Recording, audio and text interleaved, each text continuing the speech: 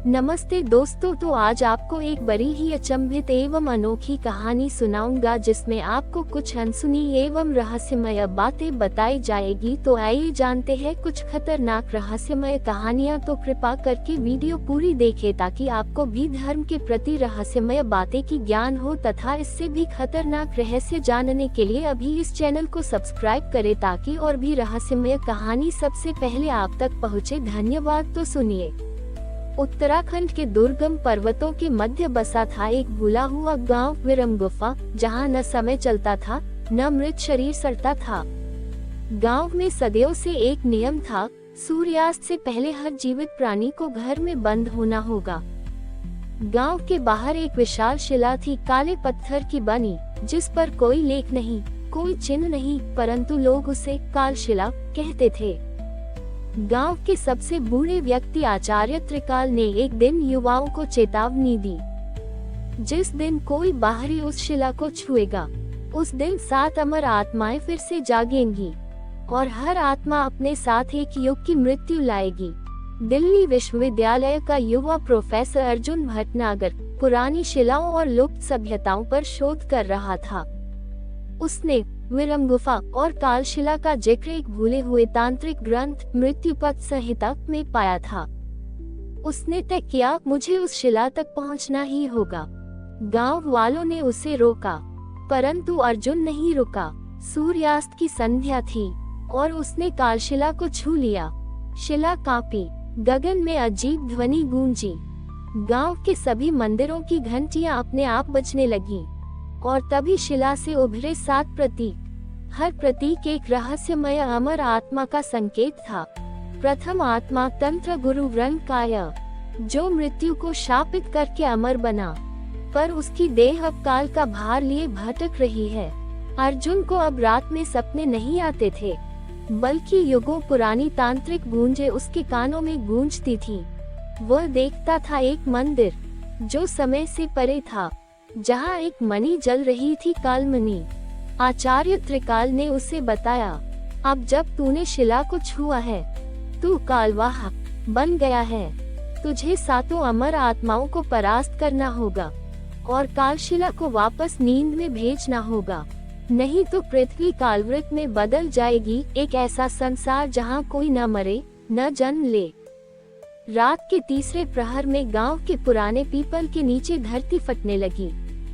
कालमणि की छाया वहां दिखी और तंत्र गुरु रंकाय की आत्मा अवतरित हुई। काली धू धू जलती आंखें, शरीर खाल से लिपटा और हाथ में तंत्र चक्र। उसने कहा, अर्जुन, तू समय को छू चुका है, अब या तो मेरी तंत्र ज्वाला में भस्म हो जा, या मृत्यु का उत्तर ढूंढ, जो केवल कालशिला के हृदय में लिखा है। विरमगुफा की रात अब पहले जैसी नहीं रही। रंकाय का आगमन किसी तूफान की तरह था। आकाश में काले बादल घिर आए, ग्रामवासी कांपते हुए अपने घरों में छिपे थे और अर्जुन अकेला उस महातांत्रिक आत्मा के सामने खड़ा था। रंकाया बोला, तूने मुझे नींद से उठाया, अब तू मेरा दान है, परंतु तेरी आत्मा में काल का कंपन है। क्या तू कालवाहक बन पाएगा? अर्जुन भयभीत नहीं हुआ। वह जानता था कि यह युद्ध केवल बाहरी नहीं, भीतर का भी होगा, मन, चेतना और आत्मा का। रंकाया ने हवा में तंत्र चक्र घुमाया, एक अग्निकुंड सा द्वार प्रकट हुआ। तंत्र ज्वाला, जो एक अलग लोक की ओर खुलता था, एक मृत्यु लोक, जहाँ अमरता ने मृत्यु को कैद कर रखा था। अर्जुन उस अग्निद्वार में कूद गया। अंदर एक अजीब संसार था। धरती जलती हुई, वृक्ष राख बने और हवा में संस्कृत के उल्टे मंत्र गूंजते। वहाँ पहली परीक्षा थी तंत्र श्रुतियाँ। वहाँ हवा में तैरते मंत्र अर्जुन की चेतना में चोट कर रहे थे। एक गलती और उसकी आत्मा भटकने लगती। तभी उसे याद आया, मृत्युपथ संहिता में लिखा था, तंत्र ज्वाला में वही जीवित रहेगा जो स्वयं को भूल कर शून्य को स्वीकारे। अर्जुन ने अपनी चेतना शून्य की ओर मोड़ दी। उसने सब छोड़ दिया, अपनी पहचान, अपना नाम, अपनी आशाएं। मंत्र रुक गए। वह आगे बढ़ा तो एक विशाल तांत्रिक वृक्ष मिला। उसकी जड़ों में बंधा था एक रक्तमणि यंत्र। वही थी व्रंकाया की आत्मा की जड़, पर वह स्पर्श से नहीं टूट सकता था। उसके चारों ओर अग्निचक्र था। तभी अर्जुन को दिखी एक आकृति, आचार्य त्रिकाल की आत्मा, जिसने उसे संकेत दिया, उस रक्तमणि को छूने से पहले तुझे एक संकल्प लेना होगा कि तू इस मार्ग से लौटेगा नहीं। अर्जुन ने बिना हिचक संकल्प लिया, मुझे मृत्यु स्वीकार है, पर काल की गुलामी नहीं। जैसे ही उसने रक्तमणि छुई, व्रंकाया की चीख गूंजी, नहीं, तू मेरा समय चुरा रहा है। परंतु बहुत देर हो चुकी थी। उस क्षण कालशिला की धरती कांप उठी। व्रंकाया की छाया चिथड़े चिथड़े होकर विलीन होने लगी। परंतु जाते जाते उसने चेतावनी दी, मैं तो पहला प्रहरी था, अब दूसरा जागेगा कालव्रत नंदीश्वर, जो स्वयं काल का अंग है, और उसका अंत केवल अनंत व्रत से होगा। अर्जुन अग्निद्वार से बाहर निकला। वह अब पहले जैसा नहीं रहा। उसके मस्तक पर एक तांत्रिक चिन्ह उभर आया था, कालवाहक का चिन्ह। गांव के आकाश में अब तारे नहीं थे, बल्कि एक नया चक्र घूम रहा था, काल का चक्र, जो अब अर्जुन की चाल पर निर्भर था। अर्जुन अब व्रंकाया को हराकर वापस लौटा था, पर जैसे ही वह कालशिला के पास पहुंचा, शिला में फिर कंपन होने लगा। हवा भारी हो गई और गांव में पशु पक्षी तक मौन हो गए। कालशिला के मध्य में एक नया प्रतीक उभरा, त्रिशूल से उलझा चंद्र चक्र, जिसके चारों ओर ताम्रलेख में लिखा था, काल के द्वार से जन्मा, अनंत में समाया, वही है नंदीश्वर, युगों का वाहक। ग्राम के सबसे वृद्ध निवासी भैरवनाथ कांपते हुए बोले, ये प्रतीक उस अमर का है, जिसे देवताओं ने समय से बाहर फेंका था। वह अब लौटेगा और समय उसके चरणों में होगा। अर्जुन को ज्ञात हुआ कि नंदीश्वर को हराने के लिए उसे सप्ततांत्रिक दिशा की यात्रा करनी होगी। एक कालिक मार्ग जो उत्तर पूर्व भारत के एक गुप्त तप स्थान में जाता था, ताम्रकेश्वर पर्वत, जहाँ कालव्रत यज्ञ होता था, ऐसा यज्ञ जिसमें देवताओं ने एक बार मृत्यु को ही बांध दिया था। यात्रा कठिन थी। रास्ते में तांत्रिक पशु रूप, उल्टे भैरव और चेतनाएं उसकी चेतना में भ्रम उत्पन्न करने लगी। पर अर्जुन के पास अब रक्तमणि यंत्र था, व्रंकाया की पराजय का चिन्ह, जो उसे तांत्रिक भ्रम से बचाता रहा। ताम्रकेश्वर पहुंचते ही उसे एक मंदिर मिला, जला हुआ, टूटा हुआ, परंतु उसके मध्य में अग्निकुंड अब भी सुलग रहा था। वहाँ एक मुनि की आत्मा प्रतीक्षा कर रही थी, ऋषि कटुकी, जो कालव्रत यज्ञ के अंतिम यजमान थे। उन्होंने अर्जुन से कहा, नंदीश्वर को हराने के लिए तू स्वयं कालव्रत यज्ञ का अंतिम श्लोक बोलेगा। परंतु ध्यान रहे, ये यज्ञ एक बलि मांगता है, या तो तू या तेरा कोई बहुत प्रिय। अर्जुन स्तब्ध रह गया। उसके मन में छिपी संशया ने फुफकार मारी, क्या ये बलिदान मेरी आत्मा का होगा? यज्ञ शुरू होते ही दिशाएं झुलसने लगी। आकाश में एक विशाल वटवृक्ष हो गया। उसके शीर्ष पर प्रकट हुआ नंदीश्वर, समय का अवतार। वह पुरुष नहीं, ऊर्जा था, त्रिनेत्र, धवल जटाओं से बहता काल, और उसकी वाणी सीधी आत्मा को छेदती थी। तू यज्ञ करता है, परंतु क्या मृत्यु से बड़ा कोई यज्ञ हो सकता है? तू समय को वश में करना चाहता है, तो पहले खुद को मिटा। अर्जुन ने साहस कर पूछा, तू कौन है? नंदीश्वर बोला, मैं वह हूँ जिसे देवों ने भी नहीं बांधा।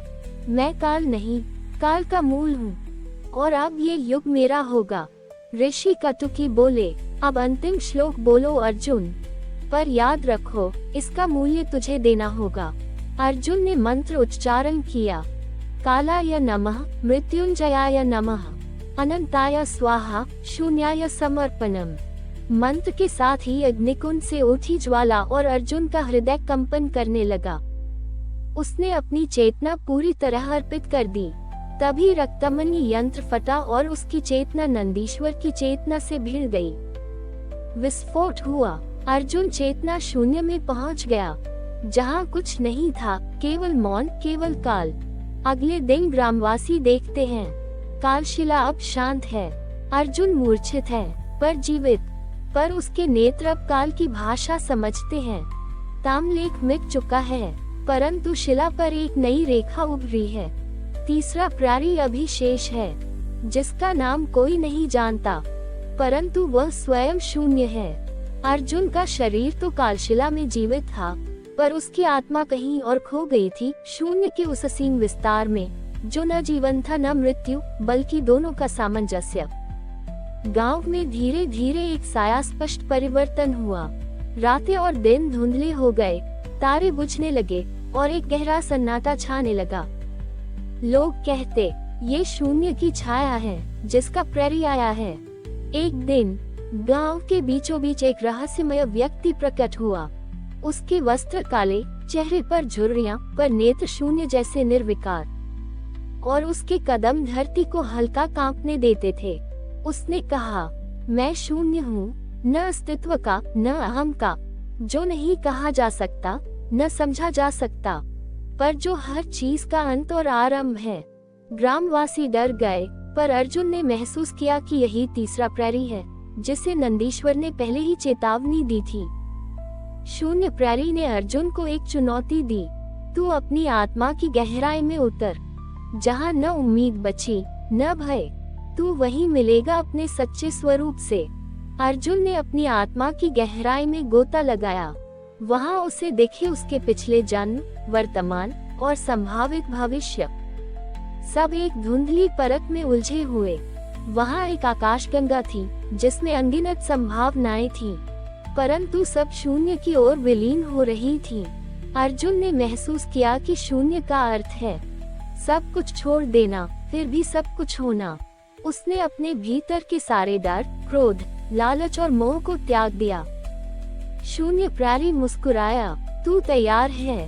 तभी अर्जुन की आत्मा में एक नया प्रकाश उभरा, जो न केवल काल को नियंत्रित करता था, बल्कि समय के प्रवाह को भी बदल सकता था। अर्जुन ने अपने नए रूप से कालशिला को देखा। जहाँ पहले मृत्युलोक जैसा माहौल था, वहाँ अब जीवन की ऊर्जा फैल रही थी। कालशिला के निवासी फिर से जागने लगे, पर उनके मन में अब काल की विभीषिका नहीं, बल्कि समय के रहस्यों की समझ थी। शून्य प्रहरी ने आखिरी बार अर्जुन को कहा, ये समाप्ति नहीं, बल्कि आरंभ है। कालशिला अब तेरा घर नहीं, तेरा पदचिह्न बनेगी। समय की सच्ची समझ तभी आएगी, जब तू इसे पूरी तरह स्वीकार करेगा। गांव में पहली बार सूरज ने अपनी किरणें कालशिला की चोटी पर पड़ी। अर्जुन ने महसूस किया, समय केवल एक चक्र नहीं, एक अनंत यात्रा है, और मैं उसका अनजान यात्री। कालशिला के पुनर्जन्म के बाद अर्जुन एक नए रूप में प्रकट हुआ। वह अब केवल मनुष्य नहीं था, बल्कि समय और शून्य का संरक्षक। उसकी दृष्टि में काल की परतें दिखने लगी, भविष्य और अतीत एक साथ उसके सामने प्रकट हो रहे थे। परंतु इसके साथ ही वह एक भारी जिम्मेदारी भी महसूस करने लगा, समय का प्रवाह नियंत्रित करना, जो कभी भी संतुलन खो सकता था। शून्य प्रहरी ने अर्जुन को आखिरी सलाह दी, तू अब स्वयं समय का प्रहरी है, पर याद रख, समय कभी स्थिर नहीं रहता। इसे समझना और स्वीकारना तेरा धर्म है, नियंत्रण नहीं। और कहकर वह धुंध में विलीन हो गया। अर्जुन ने महसूस किया कि उसके अधीन अनेक ऐसे तत्व हैं, जो काल और शून्य के नियमों को चुनौती देते हैं। काल चक्र के दुष्ट तोतक, जो समय को उल्टने की कोशिश करते हैं। ब्रह्म माया की सेना, जो वास्तविकता को झूठ में बदलना चाहते हैं।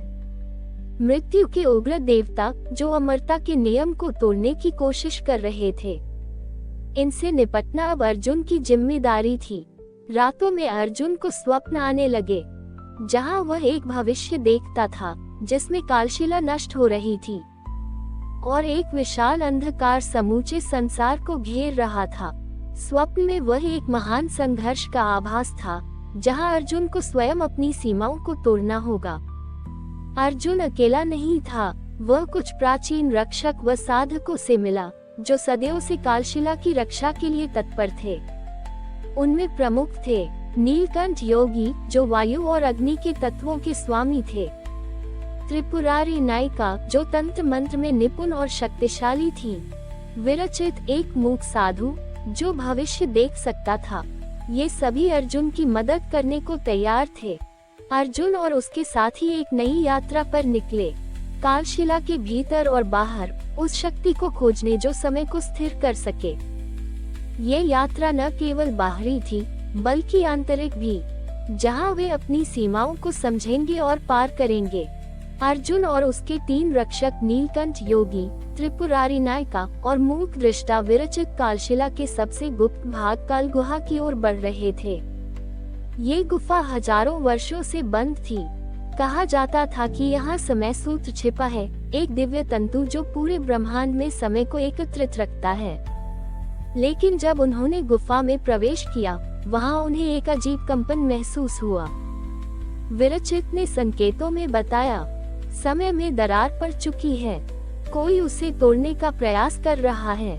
काल गुहा के भीतर एक पुराना यंत्र चमक रहा था, त्रिकालदीप। उसमें अर्जुन को दिखा भूतकाल, जहाँ प्राचीन ऋषि मातल ने समय को बांधा था, वर्तमान, जहाँ अर्जुन खड़ा था निर्णय के द्वार पर, भविष्य, जहाँ एक अंधकार में आकृति, जिसे काल विग्रह कहा गया, त्रिलोक को निगल रही थी।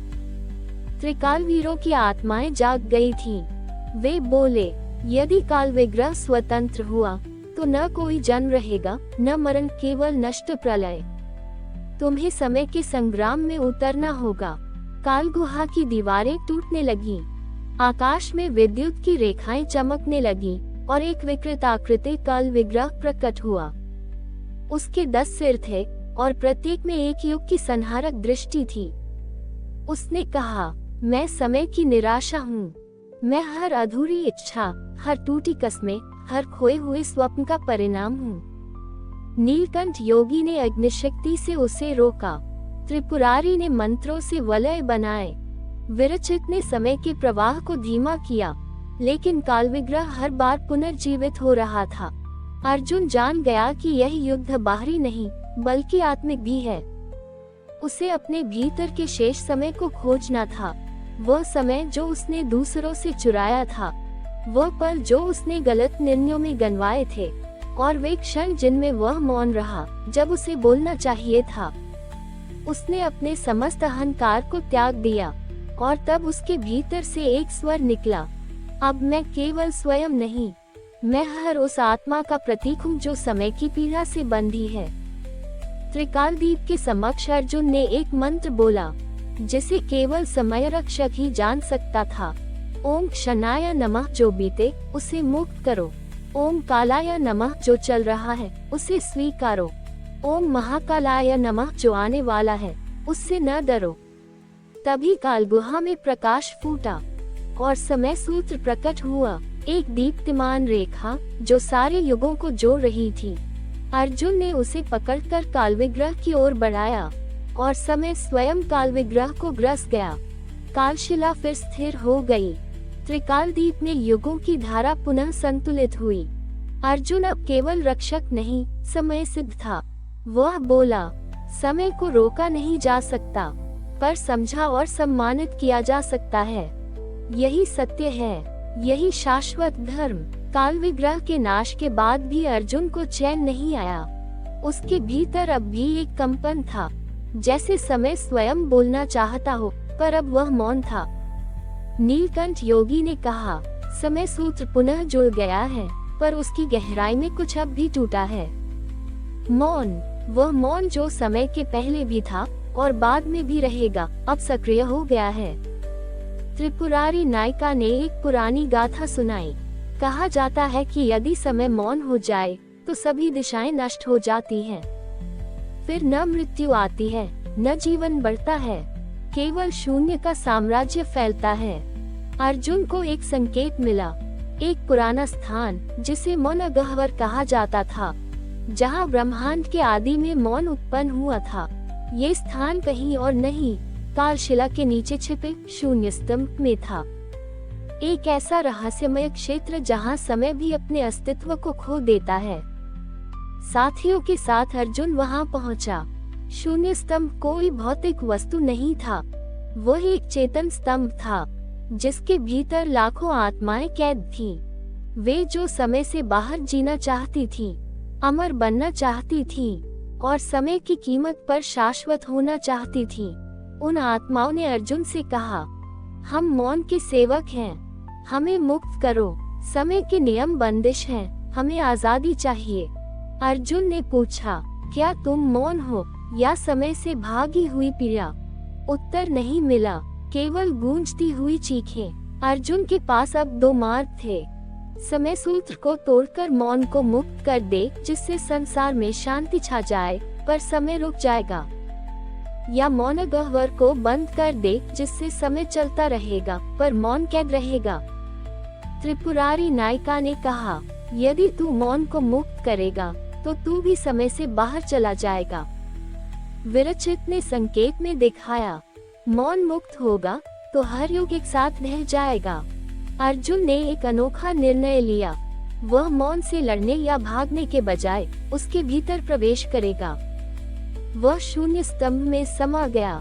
वहाँ केवल मौन था, न ध्वनि, न विचार, न शब्द, सिर्फ एक अनंत शून्यता। वह कई वर्षों तक वहाँ रहा, या शायद एक ही पल। और जब वह लौटा, वह बदल चुका था। अर्जुन ने एक नया समय सूत्र रचा, जिसमें मौन और समय दोनों के लिए स्थान था। अब से हर युग में मौन का एक कोना होगा, जहां आत्माएं स्वयं से मिल सकें। समय नहीं रुकेगा, पर अब भागेगा भी नहीं। त्रिकालदीप ने स्वयं अर्जुन को अनंत पथ का रक्षक घोषित किया। अब अर्जुन कोई सामान्य मानव नहीं था, वह अब अनंत गाथा का वाहक था। एक ऐसा संतुलन जहां न समय सर्वोच्च था, न मौन अधीन, बल्कि दोनों साथ थे, जैसे श्वास और मौन, जैसे जीवन और ध्यान। समय स्थिर था, मौन शांत, और अर्जुन अब अनंत गाथा का रक्षक कालशिला के शिखर पर बैठा था। लेकिन तब एक अंतिम कंपन हुआ। कालशिला ने स्वयं पुकारा, एक शिला अब भी शेष है, जो कभी खंडित नहीं हुई, कालशिला की जड़, जहाँ से समय की यात्रा शुरू हुई थी। त्रिकालदीप मंद पड़ने लगा था। विरचित, जो अब मौन का संरक्षक था, संकेतों में समझा गया। जब तक जड़ जागृत नहीं होती, कोई चक्र पूर्ण नहीं होता। तुम्हें वहां जाना होगा जहां कोई नहीं गया, कालपथ के अंत में। कालपथ कोई रास्ता नहीं, बल्कि एक अनुभूति थी, जिसे केवल वे देख सकते थे जो अपने अस्तित्व को त्याग चुके हों। अर्जुन ने नीलकंठ योगी और त्रिपुरारी नायिका को अंतिम प्रणाम किया। वह अकेला आगे बढ़ा, हर कदम पर उसका शरीर, स्मृति, अहम और समय का बोध मिटता गया। आखिर में वह पहुंचा जहां एक शिला खड़ी थी, जड़, अचल, कालातीत। शिला ने उससे पूछा, क्या तू जानता है कि यह चक्र क्यों रचा गया था? क्या तू समझता है कि समय को बांधना, फिर उसे मुक्त करना एक दंड है या कृपा? अर्जुन मौन रहा, क्योंकि अब वह जानता था उत्तर मौन में ही था। उसने अपनी हथेली शिला पर रखी और बोला, अब चक्र को विश्राम चाहिए। अब न समय चलेगा, न रुकेगा, वह विलीन हो जाएगा और मैं उसी में समा जाऊंगा। कालशिला कंपन करने लगी, सारे पुराने युगों की आत्माएं मुक्त हुईं। त्रिकालदीप विलीन हो गया, अर्जुन की देह प्रकाश में बदल गई। न रक्षक रहा, न योद्धा, न मनुष्य, केवल अनुभूति, जो हर युग के मौन में सुनाई देगी। हर समय की जड़ में एक मौन छिपा होता है, और हर मौन की छाया में एक समय। अर्जुन अब नहीं है, पर जब कोई आत्मा स्वयं से प्रश्न करेगी, वह मौन में उत्तर बनकर प्रकट होगा। हमारी और भी आध्यात्मिक एवं अनोखी कहानियाँ देखने के लिए हमारे चैनल पर जाएं तथा धार्मिक एवं पौराणिक और भी रोचक भरी कहानियाँ हमारे चैनल पर है। कृपया जाके देखें तथा हमारे चैनल को सब्सक्राइब करके रखें तथा वीडियो अच्छा लगे तो लाइक जरूर करें। धन्यवाद।